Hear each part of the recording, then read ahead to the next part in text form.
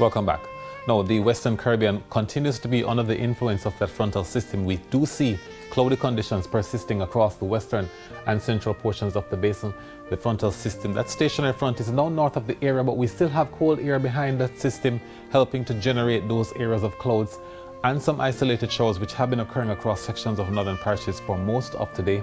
We're expecting continued shower activity, especially across the area tonight and tomorrow morning, but there is some drying and some cooling that is likely to be taking place as you move into Sunday. Now, the forecast for tonight is for partly cloudy conditions. We are expecting some isolated showers as well, mainly across sections of northern parishes.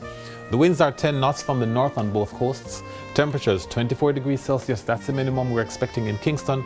We expect the minimum in Montego Bay to drop to 22 degrees Celsius. Now, the forecast for tomorrow morning has those showers, especially across sections of northern parishes.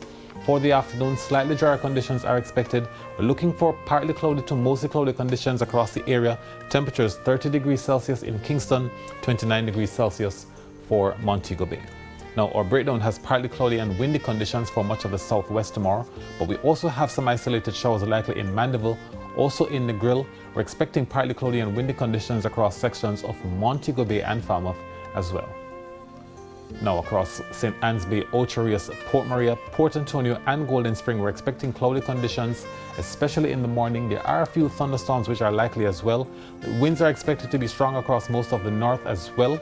As you move further towards the west, you can expect a decrease in windy conditions.